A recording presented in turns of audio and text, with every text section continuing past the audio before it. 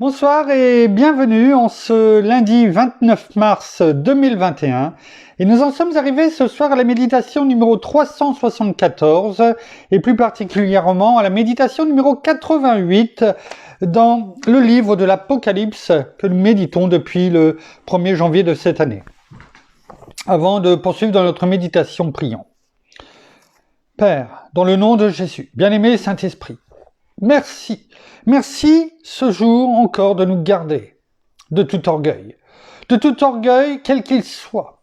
Ce que nous disons, ce que nous pensons, ce que nous recevons, toutes ces victoires que nous avons peut-être dans nos vies, eh bien, ne sont pas le fruit de nos propres forces, mais en tant qu'enfants de Dieu, nous savons que c'est toi qui nous donnes toutes choses, toute victoire, parce que tu combats pour nous. Alors sachons, eh bien, nous éloigner de tout orgueil de la vie et de te remercier pour cette plénitude que tu nous donnes. Comme le Seigneur, notre Seigneur nous le dit dans Jean 10, eh bien, le voleur ne vient que pour voler, tuer et détruire, mais moi, je suis venu pour apporter la vie à mes brebis et la vie en abondance.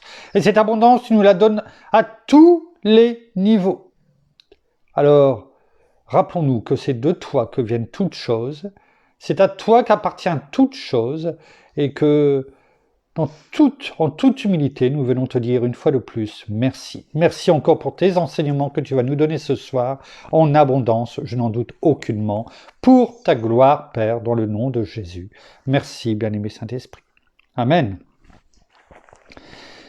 Avant de poursuivre dans notre méditation du livre de l'Apocalypse au chapitre 2, et dans les versets 18 à 29 qui représentent, eh bien, qui renferment le message de notre Seigneur à l'église de Thyatire, ce quatrième message qui s'adresse à l'église de Thyatire, mais à l'église de la papauté qui va de l'an 500 à aujourd'hui, mais aussi à chacun d'entre nous, enfants de Dieu, car nous sommes individuellement, en ayant reçu le Seigneur et le Sauveur, notre Seigneur comme Seigneur et Sauveur de notre vie, eh bien nous sommes aussi le temple de Dieu, ne l'oublions pas.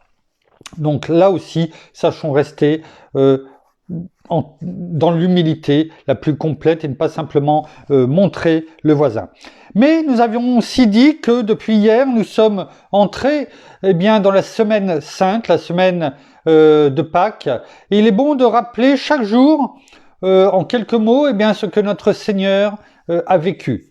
Alors hier, dans mon empressement, je dirais, eh bien, nous avions parlé du dimanche des rameaux et je me suis un petit peu peut-être enflammé. En tout cas, j'ai été plus vite que notre Seigneur. Pardon, Seigneur. Effectivement, il est rentré dans Jérusalem. Il a été au temple. Ça, c'est une réalité. Mais, ce n'est pas le dimanche qu'il a chassé les vendeurs du temple. C'est le lundi.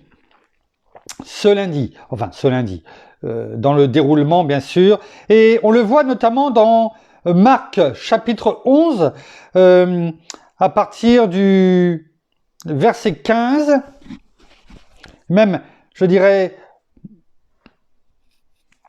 on va juste pour corriger ce qui avait été dit hier, alors voilà, hier dimanche, dimanche des rameaux, des palmiers, eh bien, nous avions dit, Jésus, il est écrit au verset Marc 11, c'est facile à retenir, Jésus, dans la Bible en français courant, Jésus entra dans Jérusalem et se rendit dans le temple. Donc il est rentré dans Jérusalem, où il a pleuré sur Jérusalem, comme on l'a vu hier. Il est rentré dans le temple, on l'a vu hier, mais il est écrit, après avoir tout regardé autour de lui, il a vu tout ce qui s'est passé. Il a eu un regard général, avec son œil perçant, avec cette flamme de feu, comme on a pu le voir dans le livre de l'Apocalypse, il a tout regardé. Et après avoir tout regardé autour de lui, il partit pour Béthanie, là où il y avait Lazare, Marthe, Marie, et il partit avec les 12 disciples, car il était déjà tard. Il était déjà tard. Sûrement que, il était déjà tard, il devait y avoir déjà moins de monde. Et je pense que notre Seigneur voulait que les choses soient vues par le plus de monde possible afin que cela marque les esprits et aussi sûrement les cœurs. En tout cas, il n'a pas fait les choses, il n'a pas, je dirais, chassé les personnes le dimanche, mais écoutez bien, le lendemain, verset 12, au moment où il quittait Béthanie pour revenir sur Jérusalem, il est dit Jésus eut faim, c'est là où, on va pas le lire, c'est là où il y a eu le figuier, hein, comment dirais-je, où il n'y avait pas les fruits, on avait déjà parlé de cette image, hein, mais au verset 15, donc quelques versets après, il est écrit « Ils arrivèrent ensuite », donc après l'épisode du figuier et des figues, ils arrivèrent ensuite à Jérusalem. Donc on est le lundi, comme aujourd'hui. Deuxième jour de la semaine. Hein. N'oublions pas que le premier jour de la semaine en Israël, en tant que juif, commence le dimanche. Ils arrivèrent ensuite à Jérusalem. Jésus entra dans le temple et se mit à chasser ceux qui vendaient ou qui achetaient à cet endroit. C'est-à-dire, pour lui, acheter ou vendre, c'était la même chose. Les deux étaient aussi coupables. C'est intéressant. Hein? Ça fera peut-être l'objet d'une méditation à un autre moment, mais le but c'est de se rappeler le deuxième jour, donc le lundi, qu'est-ce qui s'est passé, qu'est-ce qu'il a fait. Et ça nous permet de suivre en cette semaine de Pâques. Il renversa les tables des changeurs d'argent et les sièges des vendeurs de pigeons. Donc, tous ceux qui faisaient en tout cas du profit, et là, finalement, les changeurs d'argent, c'est ceux qui faisaient du change, en fait. Hein. Aujourd'hui, en Europe, ça n'existe pratiquement plus parce que, je dirais, bon, outre le fait avec tout ce que l'on vit, bien sûr, aujourd'hui, mais je dirais, on est en euros. Et c'est vrai que moi, j'ai eu l'occasion de travailler dans mes premières années dans une banque, et en plus dans un endroit, c'était sur une place où on faisait beaucoup de change. Hein, beaucoup de change. Parce qu'il y avait beaucoup de passages d'étrangers qui venaient, notamment sur cette place, pour pas la citer, c'était la place, comment dirais-je, Stanislas à Nancy, et là on faisait beaucoup de change. Et bien entendu, quand on fait du change, il y a une commission pour la banque. Et c'était le cas ici. Donc, en fait, c'est de l'argent. Tout ce qui permettait de gagner de l'argent en achetant ou en faisant des opérations financières, il a chassé tout le monde. Et il ne laissait personne transporter un objet à travers le temple. Personne ne pouvait traverser avec un objet qui était soit pour que l'on venait d'acheter ou que l'on vendait. Parce que le temple de Dieu est saint. Rappelons-nous, 1 Corinthiens 3, 16, 17. Et à la fin, il est dit, car le temple de Dieu est saint et c'est ce que vous êtes. Hein? Et juste avant, il est écrit, si quelqu'un détruit le temple de Dieu, Dieu le détruira. Car le temple de Dieu est saint et c'est ce que vous êtes. Hein, c'est dans 1 Corinthiens 3, verset 17. Et c'est ça, détruire aussi. C'est-à-dire, c'est de ne pas honorer le temple de Dieu. C'est de le maltraiter, c'est de faire du compromis, de jouer avec, de vouloir se servir de qui nous sommes en tant qu'enfants de Dieu, avec le temple de Dieu en nous et l'Esprit de Dieu en nous, pour faire du commerce. Merci. Faire du commerce. Hein? Monnayer ce que Dieu nous a donné, ce que notre Seigneur nous a donné, encore plus en cette semaine, gratuitement. Vous voyez? Et cela n'est pas loin, très loin. Non, c'est exactement finalement ce que notre Seigneur nous dit, finalement, et dit à l'église de Thyatire, dans le chapitre 2, notamment au verset 20, celui qu'on a médité pendant longtemps.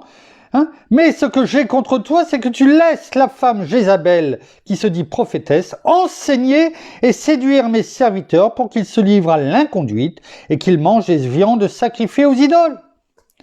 Entre autres, plus le commerce, plus tout ce qu'il y a autour. C'est cela finalement. Vous voyez, on y revient toujours. Parce que l'esprit de séduction, l'esprit d'argent, rappelez-vous, Jézabel et son mari, le roi Akab, avec la vigne qu'il voulait acheter, il a fini par tuer quelqu'un sous des faux écrits de la reine Jézabel, etc., etc. Tout cela est important. Et notons ce qui est écrit derrière, au verset 17. « Puis il leur enseigna ceci. » Notre Seigneur a enseigné ceci. Dans les Écritures, Dieu déclare « On appellera ma maison, maison de prière pour tous les peuples. » Mais vous, ajouta-t-il, vous en avez fait une caverne de voleurs. Alors bien sûr, cela n'a pas plu à tout le monde. Et les chefs des prêtres et les maîtres de la loi, eh bien quand ils ont appris cela, il est écrit qu'ils cherchaient un moyen de faire mourir Jésus. Voilà, quand on dit la vérité, quand on déclare et proclame la parole, eh bien oui, cela soulève également des mécontentements. Mais il est important de continuer à déclarer, à proclamer la parole de vie.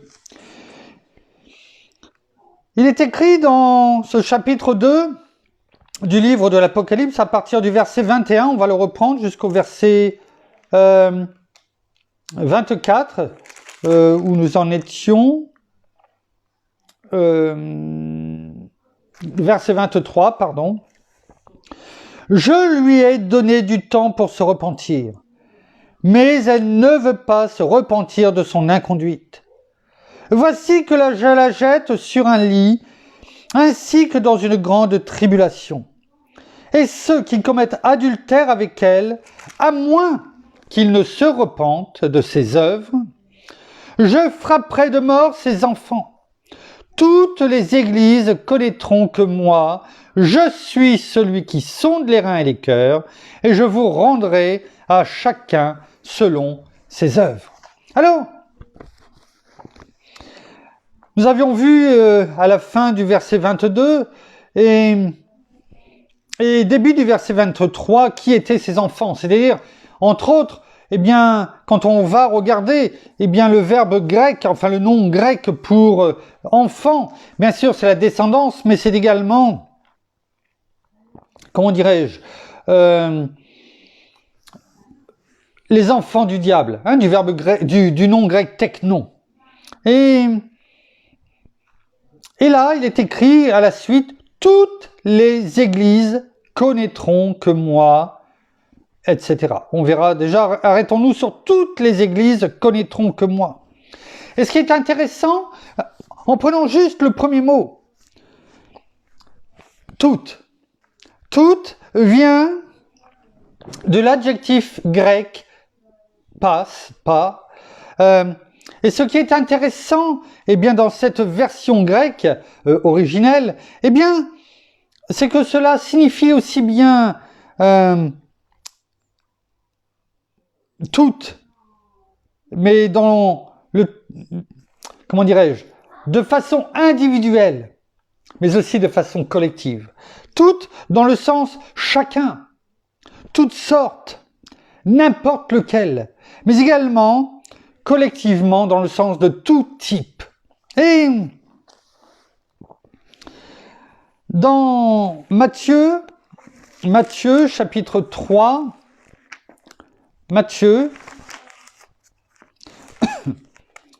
dans Matthieu chapitre 3 verset 5, Matthieu chapitre 3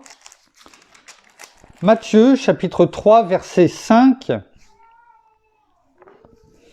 le Seigneur nous dit, les habitants de Jérusalem, de toute la Judée et de toute la région du Jourdain venaient à lui, c'est-à-dire à Jésus, et se faisaient baptiser par lui dans le fleuve du Jourdain en confessant leurs péché.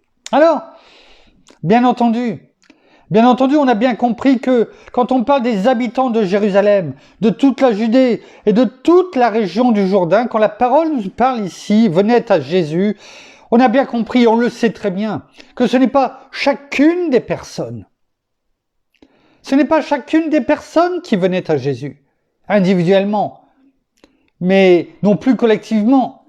Mais qu'on parle bien de la version grecque, qui veut dire certains, pris individuellement, toutes sortes. Et c'est Spurgeon qui disait dans un extrait d'un sermon qu'il faisait sur la repentance et surtout sur la rédemption, qui disait que ce verset, justement, ne voulait pas dire que c'est toute personne prise individuellement qui venait, mais que cela signifiait davantage que Christ a racheté des gens de toutes sortes, des juifs, des gentils, des riches, des pauvres, et n'a pas réservé sa rédemption soit aux juifs, soit aux gentils, soit aux pauvres. Et cela fait écho à ce que nous avons vu hier lorsque nous avons parlé des rameaux, mais qui, dans la parole, dans Apocalypse 7 au verset 9, lorsque nous avons dit, et cela fait écho exactement à cela, il est écrit après cela, lorsque Jean regardait, et l'apôtre Jean regardait et balayait du regard, il est écrit, et là il avait la vision de tous les rachetés. Après cela, je regardais, et voici une grande foule que nul ne pouvait compter, de toute nation, de toute tribu, de tout peuple et de toute langue. Ils se tenaient devant le trône et devant l'agneau, vêtus de robes blanches et des palmes à la main. Rappelez-vous, on l'a vu hier. Et là, cela fait écho exactement à ce que l'on vient de dire. Le tout en grec, dans sa version grecque originelle, veut bien dire, comme le dit Spurgeon notamment, que Christ, notre Seigneur, a racheté des gens de toutes sortes. Quelle que soit la nation, quelle que soit la tribu, quel que soit le peuple et quelle que soit la langue. C'est ce qui est écrit ici, lorsque notre Seigneur dit « toutes les églises ». Et on le voit également, avec ce rappel dans Jean 3, verset 16. Lorsque la parole nous dit « Dieu a tant aimé le monde ». Tant aimé le monde, qu'il a donné son Fils unique, afin que quiconque, c'est-à-dire toute personne, comme on vient de le lire, croit en lui, ne périsse pas, mais ait la vie éternelle. Voyez, avec simplement un mot, toutes, comment la parole nous parle quand on prend le temps simplement de se laisser guider par notre bien-aimé Saint-Esprit, aller rechercher. Oh, on peut passer vite sur la parole. On pourrait être déjà au chapitre 22 aujourd'hui de l'Apocalypse. Mais combien il est bon de prendre le temps afin de laisser la parole nous revêtir nos cœurs de son baume, de son parfum, tellement enivrant qu'on le suit et qu'on en demande toujours plus. Parce que lorsque l'on sent un bon parfum, on en veut encore. Ça me fait penser à notre dernière fille, et c'était le cas déjà avec les autres. Elle a l'écharpe, le foulard de mon épouse, et sur lequel il y a encore du parfum, et ça reste, ça demeure. Et elle le prend avec elle, et elle dort le soir avec elle, et ça l'aide à s'endormir, comme elle dit. Oui. La parole, c'est comme ce parfum. Ce foulard qui est là et que l'on veut garder, serrer comme un petit enfant. Laissez venir à moi ces petits enfants, ces enfants que nous sommes. et qui prenons ce bon parfum de la parole et que nous gardons près de nous. Et même si nous nous réveillons, eh bien, nous savons que il est là, à côté de nous, en nous, et qui nous dit, tu es en paix, je suis là. C'est ça la parole. Gardons-la précieusement, mot après mot. Continuerons demain. Il est bon de rester sur ces paroles. Merci, Père. Merci, Seigneur. Merci, bien-aimé Saint-Esprit. Une fois de plus, pour ton amour, tes enseignements. Tu nous aimes tellement. Et tu nous le rappelles chaque jour au travers de ta parole. Oh, gloire à toi, Père. Gloire à toi, Seigneur. Gloire à toi, bien-aimé Saint-Esprit. Nous terminons par la prière.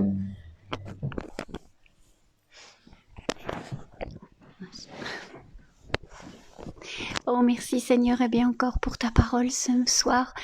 Merci encore pour tout ce que tu nous donnes. Merci parce que non seulement la parole nous fait avancer, nous fait vivre, nous amène plus loin, mais elle nous construit aussi petit à petit dans la vie que tu veux pour chacun d'entre nous. Merci parce qu'elle nous nourrit complètement et entièrement. Oui, comme nous l'avons entendu, c'est un parfum avec lequel nous voulons nous revêtir complètement. Merci pour ce parfum de bonne odeur qui est ta parole, tout simplement.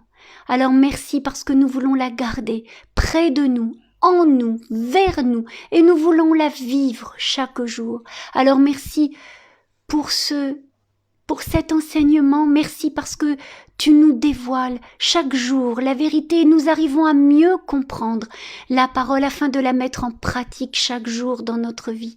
Et nous savons le sacrifice, tout ce que tu as dû subir pour nous, pour le pardon de nos péchés. Et toi, Père, combien tu as été triste de voir ton Fils, même si tu savais, tu connaissais, tu savais tout ce qui allait se passer. Mais tu as donné ton Fils unique, ton seul Fils, pour nous, qu'ils ne connaissaient pas. Alors, merci pour ce sacrifice. Merci, Père, parce que ton Fils est à côté de toi et il règne à tout jamais en tant que roi des rois. C'est à lui que tu lui as donné tout pouvoir, toute autorité dans les cieux, sur la terre, sous la terre. C'est lui qui règne à tout jamais. Alléluia. Alors merci encore de tout ce que tu as accompli dans nos vies. Merci encore de toucher le cœur de chacun d'entre nous. Merci encore de nous fortifier chaque soir, chaque jour aussi, afin de pouvoir, toujours avoir encore plus soif de cette parole qui est dans nos cœurs, dans nos veines, dans nos vies, afin qu'elle nous nourrisse, afin qu'elle soit comme le sang qui se véhicule et qui est dans notre cœur et qui nous fait avancer. Nous avons besoin de la parole pour pouvoir vivre tout simplement. Alors merci, soyez tous abondamment bénis, frères et sœurs, dans le nom de notre Seigneur Jésus-Christ. Amen. Amen. Amen. Merci pour ces paroles. Merci. Merci. Voilà, ainsi s'achève la méditation de ce soir. Nous vous bénissons abondamment de toutes les bénédictions spirituelles dans les lieux célestes en Christ. Nous saluons nos amis au Québec, au Canada, en francophonie, en France, à Paris et bien sûr tout autour de chez nous. Nous vous souhaitons à toutes et à tous une bonne fin de journée pour certains, une agréable soirée pour d'autres, un bon appétit. En tout cas, à toutes et à tous, une très bonne nuit. Nous vous donnons rendez-vous demain. Alors demain sera un peu particulière parce que on doit récupérer notre fille qui fait un stage. Donc alors est-ce qu'on sera rentré pour 18h30 cela sera peut-être juste. Alors nous vous ferons parvenir, en tout cas, s'il y a un retard, l'heure à laquelle nous ferons la méditation. En attendant, soyez abondamment bénis. Nous vous aimons. À demain. Au revoir.